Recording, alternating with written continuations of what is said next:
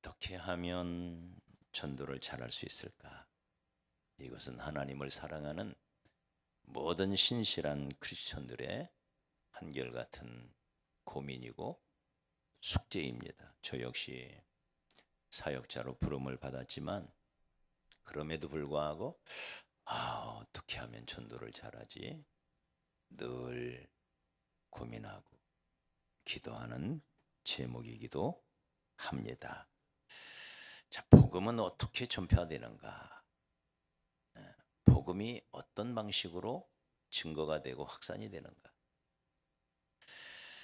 통계가 그것을 정확하게 보여줍니다.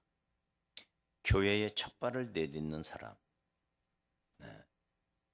어떻게 교회에 오게 되나? 이걸 분석을 해봤더니 89.3%, 그러니까 90%가량이 평소 알고 지내던 사람,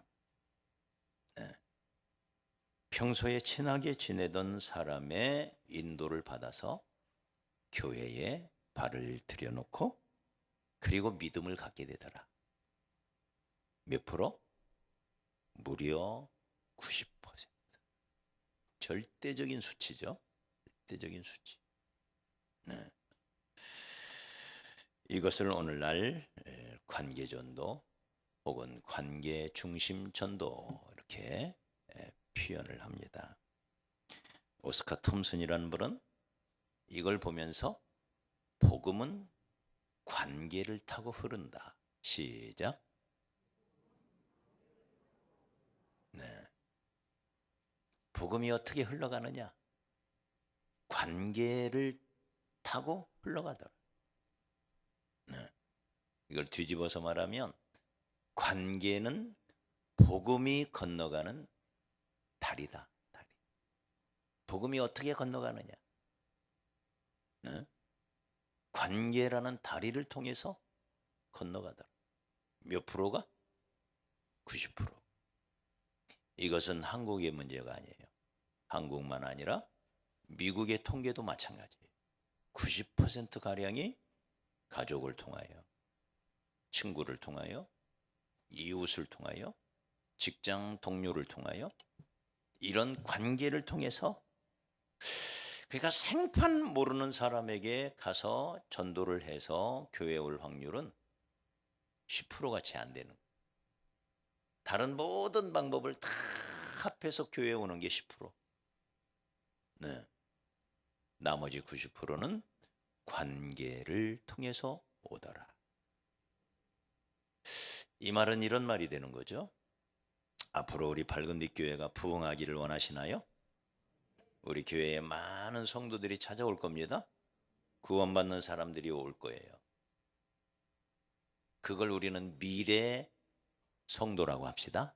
미래 성도. 미래 밝은빛 교회의 성도는 지금 어디에 있을까요?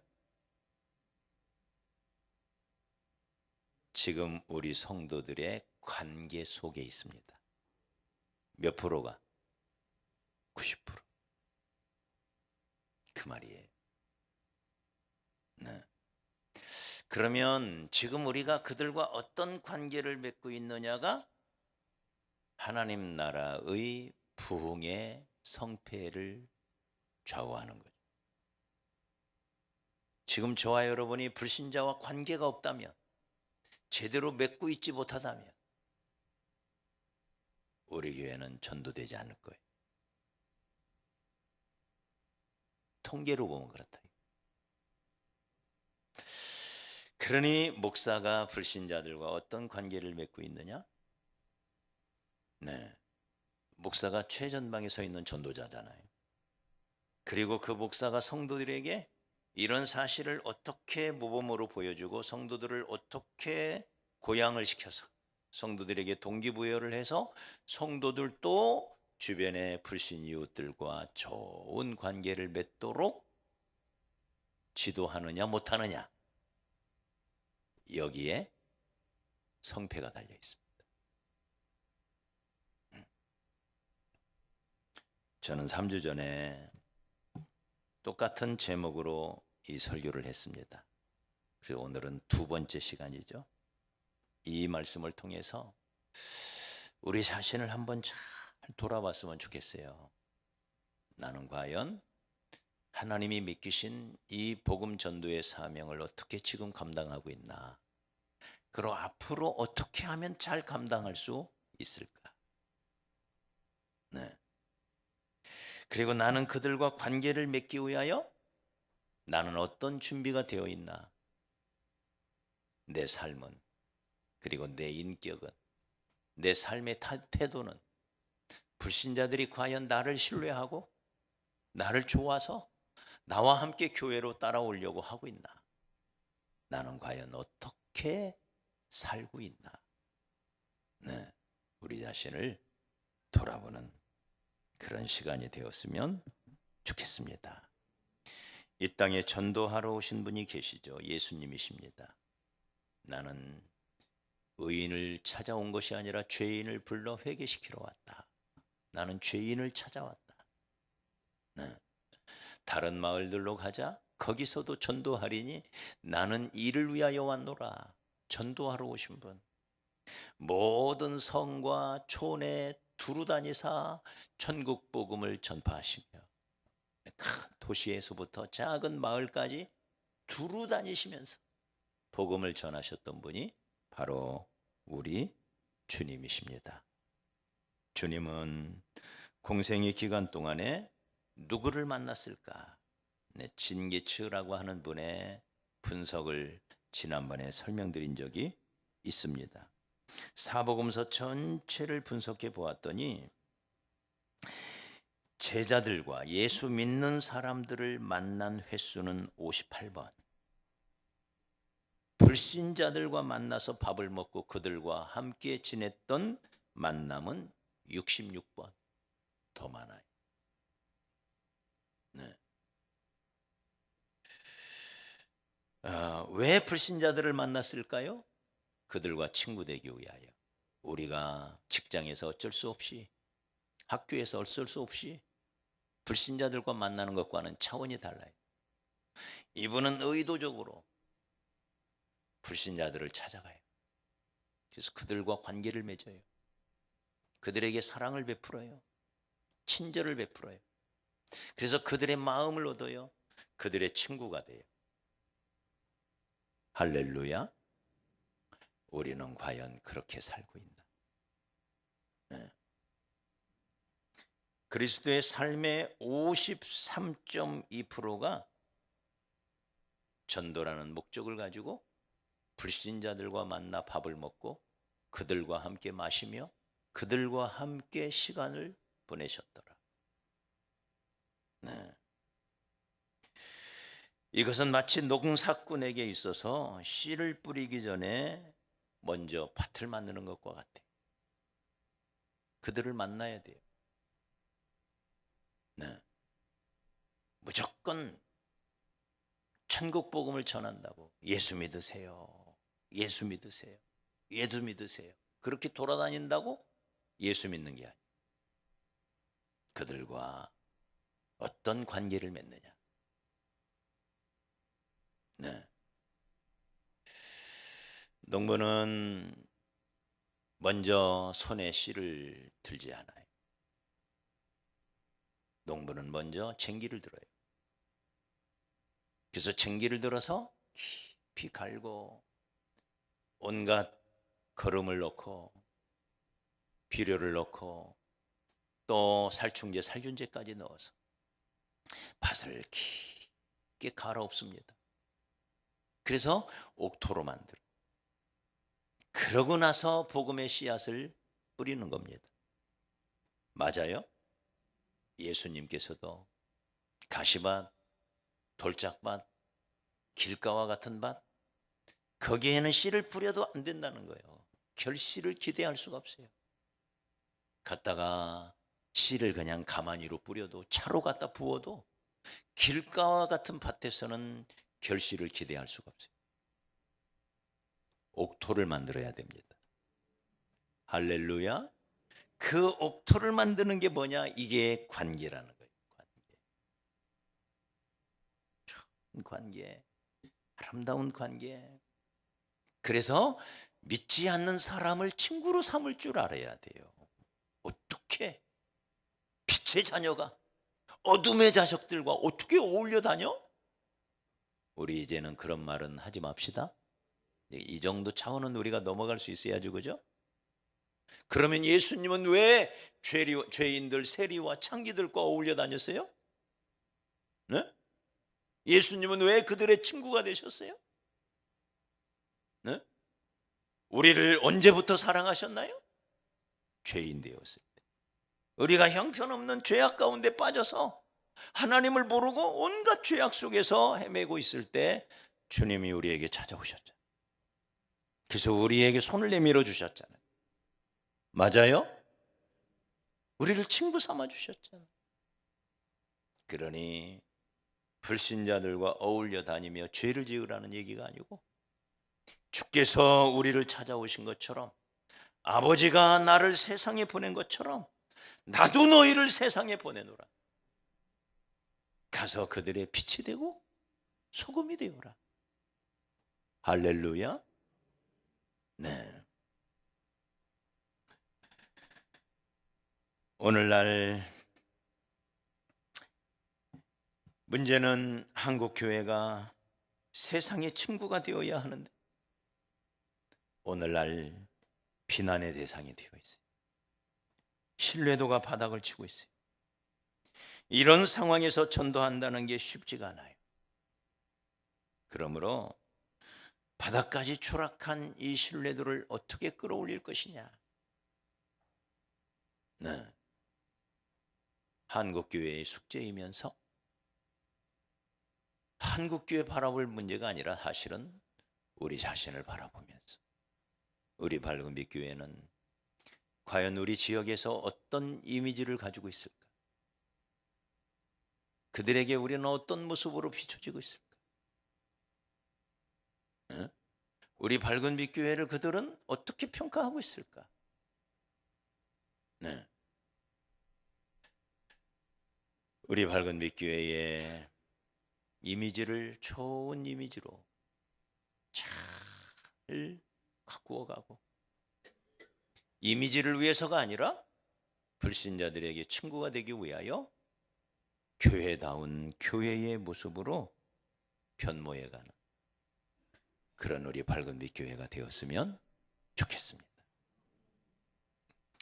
한국교회 초기 선교사님들을 보면 그분들은 개인의 영혼 구원만을 위한 소위 복음 선교만 한 것이 아니에요. 한 영혼 한 영혼을 소중히 여겨서 복음을 전하는 거 좋은 거죠? 그래야죠. 그러나 그것만 한 것이 아니에요. 사회문화적인 차원의 선교가 함께 병행이 된 총체적인 선교였어요. 예를 들면 학교들을 세워서 교육 선교를, 병원을 세워서 의료 선교를, 가난한 사람들을 도와주는 구제 선교를 하고, 이런 총체적인 선교 활동이 한국 사회의 초기 복음을 뿌리내리게 하는데 중요한 요인이 돼요. 그래서 정일웅 박사님은 이런 한국교회 초기의 선교 활동을 이렇게 말합니다. 이런 총체적인 선교 활동이 우리 국민들에게 교회를 우호적으로 보게 할 뿐만 아니라 교회의 양적 증가를 불러일으키게 된 주된 요인이었다.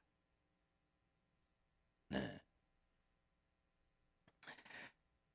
그러니까 비난받는 교회에서 칭찬받는 교회로 전환되지 않고는 열심히 전도를 해도 수고한 만큼 결실을 기대할 수 없어요. 이게 옥토가 되지 않았는데 아무리 씨를 뿌린들 거두는 것은 너무 적은 거예요. 다시 말해 오늘날 교회들이 과거만큼 전도를 해도 전도의 열매를 거두지 못하는 이유가 뭘까? 전도 열정이 식은 탓도 있겠지만 열심히 전도해도 열매가 많지 않은 이유는 교회가 더 이상 매력적이지를 않아요.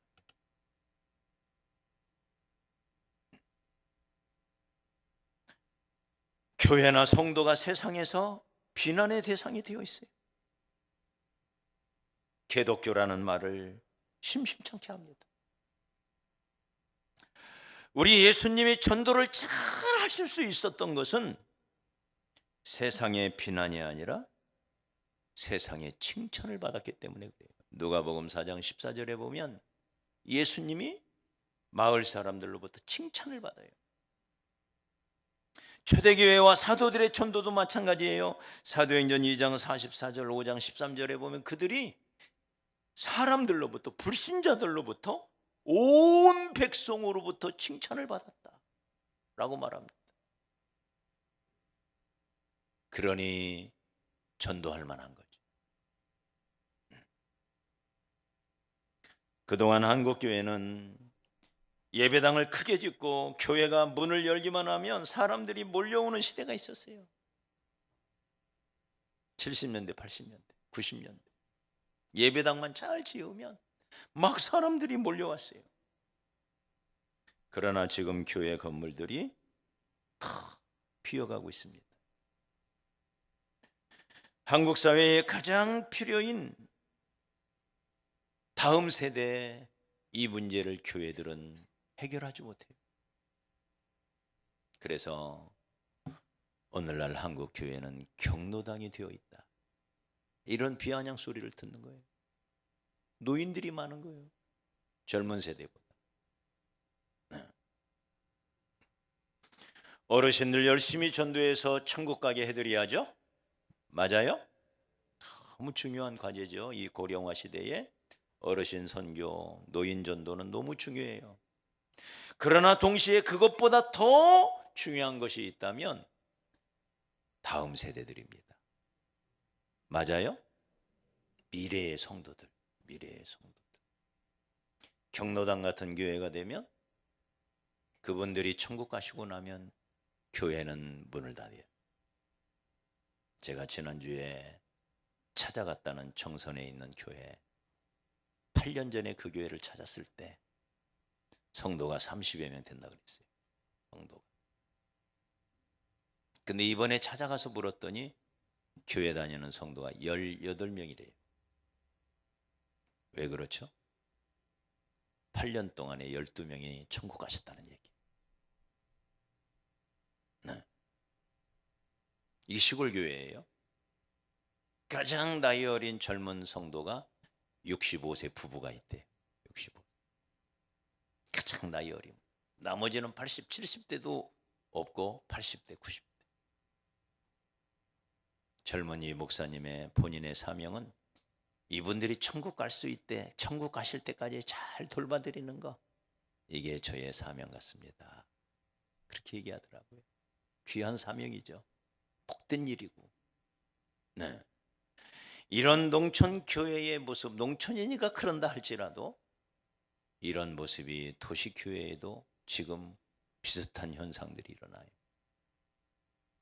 어르신들이 많은 교회, 경로당과 같은 교회, 더 이상 젊은 세대들이 유입이 되지 않는 교회. 보통 문제가 아니죠.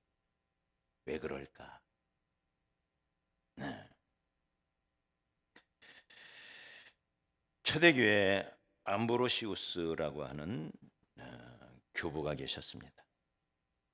이분이 초대교회 안에 있었던 성물들을, 성찬기, 금으로 만든 성찬기라든지 이런 것을 깨뜨려서 옥에 갇힌, 감옥에 갇혀 있는 사람들을 위하여 보석금으로 써버려요.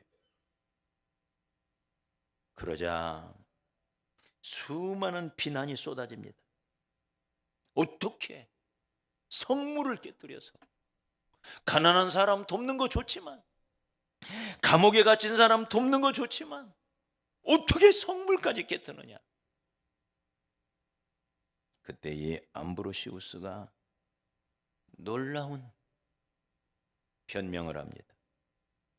금이 없이 사도들을 파송하신 주님께서는 또한 금이 없이 교회들을 모으신다.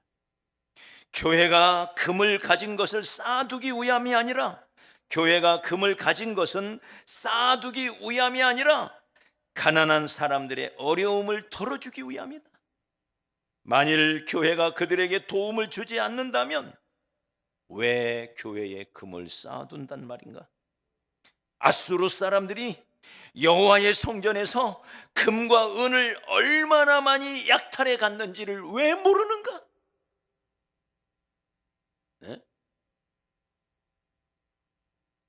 아수르 사람들, 바벨론 사람들이 쳐들어와서 성전 안에 있는 금은 기명들을 다 가지고 가버리잖아요. 다 빼앗기고 말아요. 그러니 달리 도움을 줄 방도가 없을 경우 사제가 그것을 녹여서 가난한 자들을 도와주는 것이 저 망령된 원수들이 약탈해 가도록 그냥 쌓아두는 것보다 훨씬 낫지 않겠는가? 다 약탈을 당할 거다. 이게 오늘날 유럽 교회들이 지금 약탈당하고 있어요. 그 엄청난 예배당들이 탁 비어 있어요. 수백 년 된 문화재라 허물지는 못하지라도 팔 수는 있어요. 그걸 사람들이 사들여서 옷가게를 만들고 식당으로 개조하고 카페로 개조하고 심지어 술집으로 만들어 놓고, 성가대석에서 술 마시면 얼마? 강대상에서 술 마시면 얼마? 차등이 있어요. 차등이. 조롱하는 거 아닙니까? 네? 약탈을 당한 거죠. 약탈을. 여러분, 한국 교회는 예배당을 짓는데 너무 많은 투자를 했어요. 그것도 모자라 비전 센터를 짓고, 또 그것도 모자라 수양관을 짓고,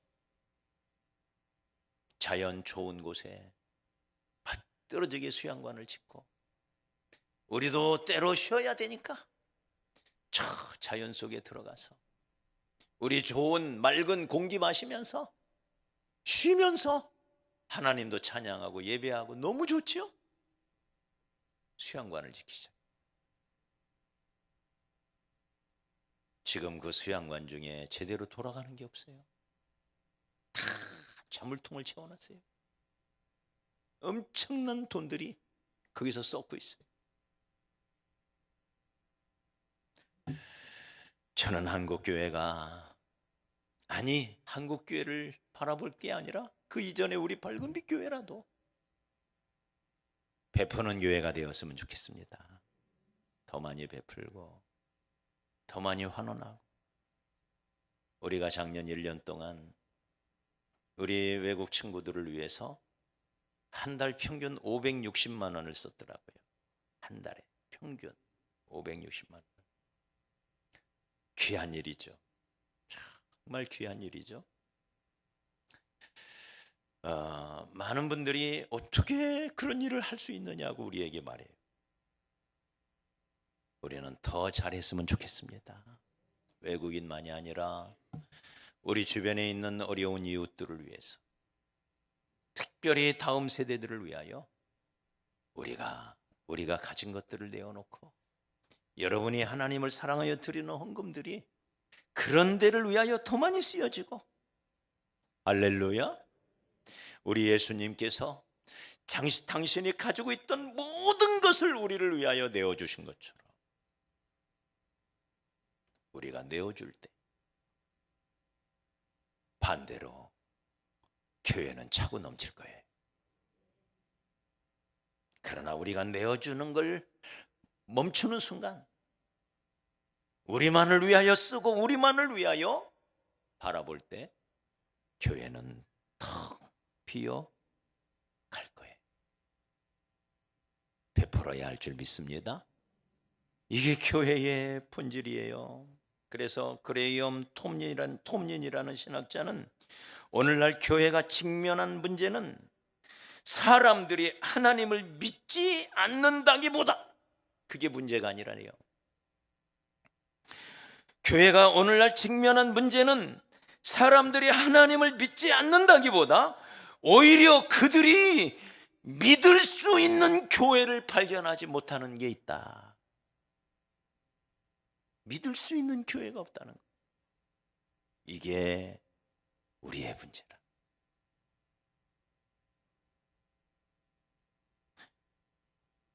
교회가 사회로부터 지탄의 대상이 되어 있으니 나가서 아무리 전도한들 열매를 기대할 수가 없어요.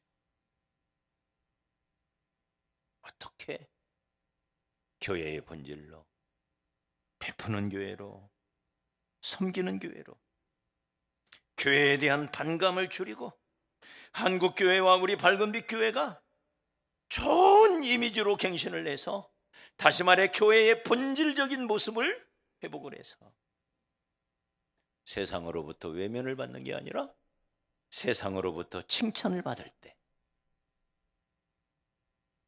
사람들은 교회를 다시 찾을 것입니다. 우리는 저들에게 사랑을 베풀어야 됩니다. 사랑은 관계를 이끄는 가장 강력한 힘입니다. 많은 사람들이 예수님을 찾아올 수 있었던 것, 그것은 예수님께 가면 예수님이 나를 받아준다. 그분은 우리를 사랑하신다. 그분은 우리를 진정으로 좋아하신다. 심지어 어린아이들조차도 주님 곁에 가기를 원했던 것, 그분에게 바로 사랑이 있었기 때문에 그런 거죠. 리고렌이라고 하는 오늘날 전 세계에서 가장 존경받는 목사님, 가장 모델이 되는 교회라고 손꼽히는 이 세들백 교회, 이 리고렌이 이렇게 말합니다. 예수님처럼 불신자를 사랑하는 것은 교회를 성장시키는 데 있어서 가장 소홀히 취급되는 부분이다. 그러면서 리고렌이 새신자들에게 세례를 주면서 무엇이 당신들로 하여금 세들백 교회로 끌리게 했는가? 라고 물었을 때 절대 다수가 나는 이 교회에 와서 저에 대한 놀라운 사랑을 느꼈어요. 저를 이 교회로 이끈 이유입니다. 교회에 오니까 자기를 사랑하고 있다는 느낌을 받았다는 거예요.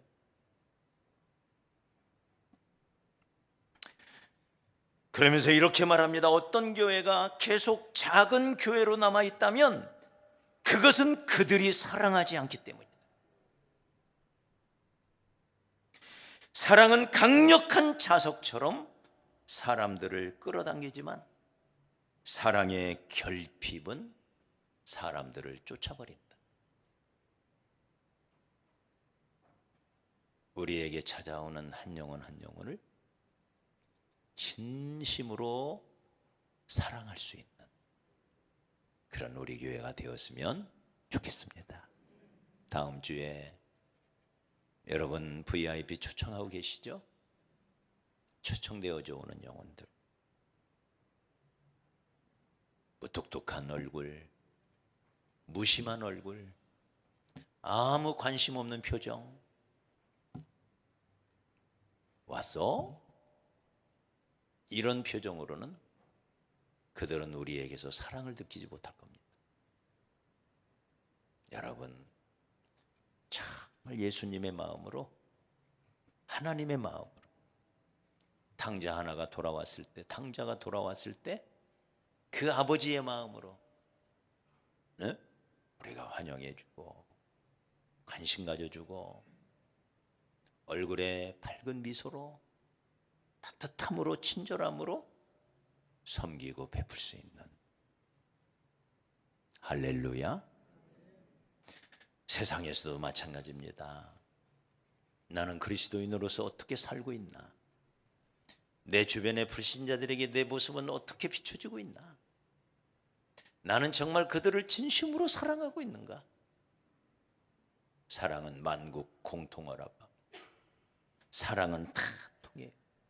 말이 없어도 사랑은 다 전달되게 되어 있어요. 사랑이 넘치는 교회, 그런 저와 여러분이 되기를 주의 이름으로 축복합니다. 자, 교회가 좋은 교회로 본질적인 그 본질성을 회복할 뿐만 아니라 더 나아가 우리 성도 개개인도 개인의 삶 속에서 이런 모습들을 회복해 가야죠. 톰린이라고 하는 분은 이렇게 말합니다. 포스트 모더니즘 시대의 특징은 전도자에 대한 불신이다. 메신저를 믿지 않는데 그가 전하는 메시지를 믿을 수가 없다. 네.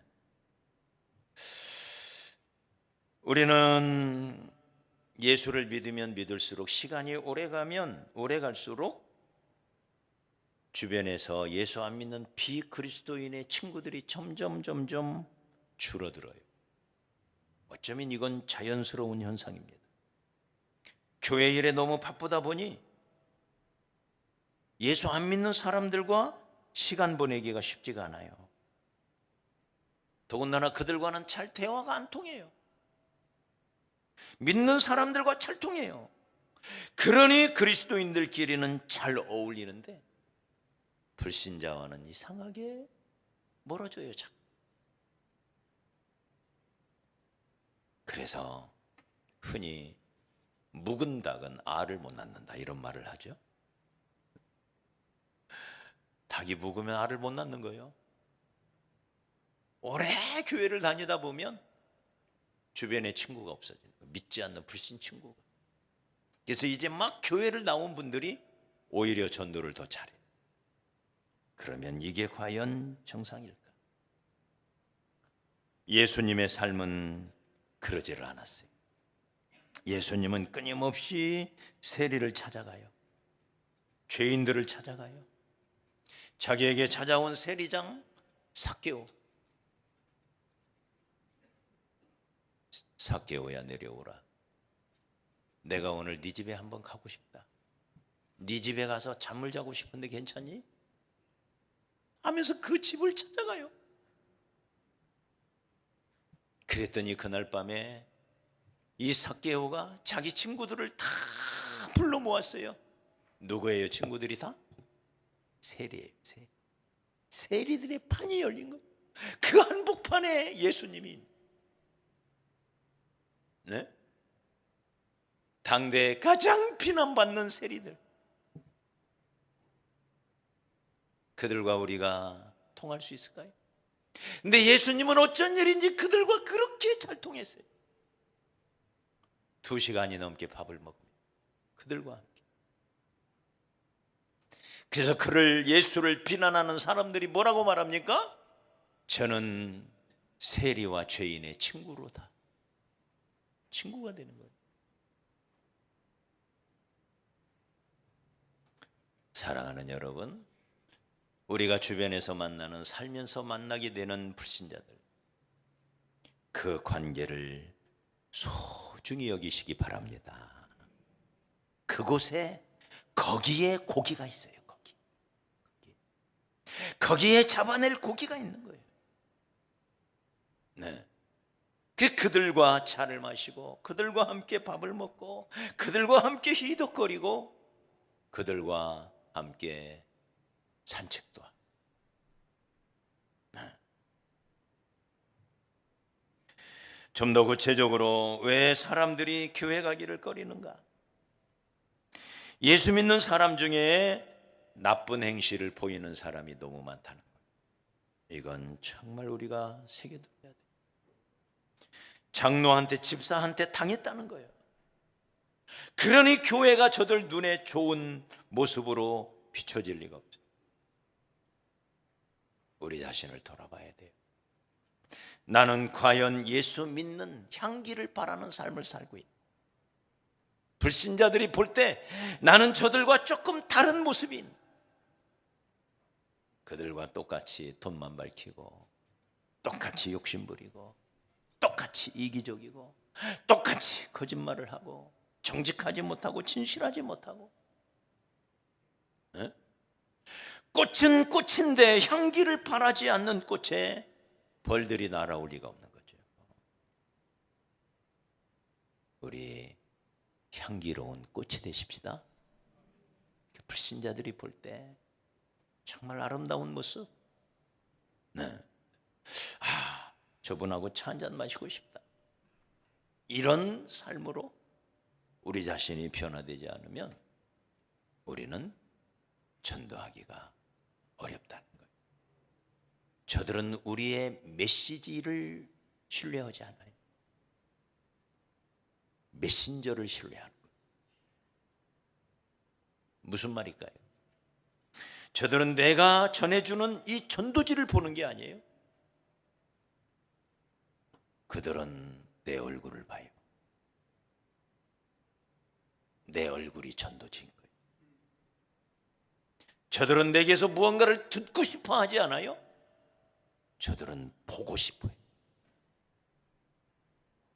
할렐루야. 저들은 보고 싶어요. 그래서 관계의 전도는 생활 전도입니다. 생활 속에서 하는 전도예요. 그리고 이 생활 전도는 인격으로 하는 전도예요.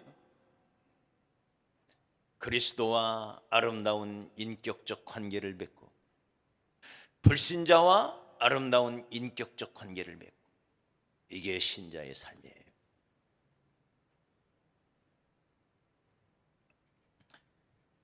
그러므로 마치 전도자의 삶은 물건을 사기 전에 미리 보는 견본품과 같고 영화를 보기 전에 미리 보는 예고편과도 같다. 그래서 전도자의 삶은 바로 살아있는 전도자고 불신자를 주님 앞으로 인도하는 이정표와도 같다.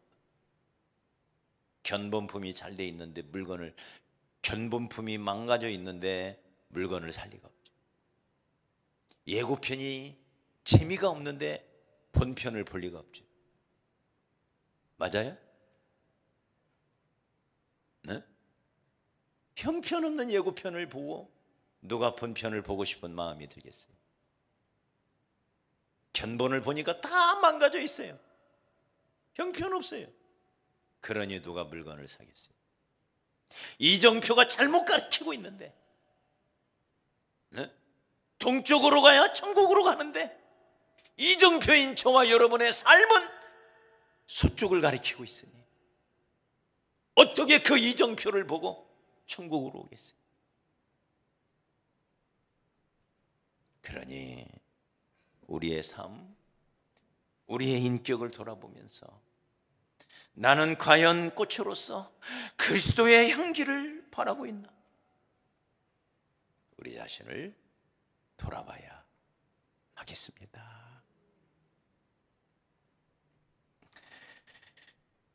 이런 착한 행실은 결국 전도의 문을 여는 기폭제가 돼요.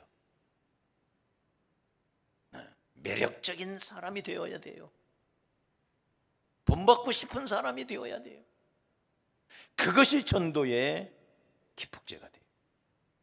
쇼그린이라고 하는 학자는 이렇게 말합니다.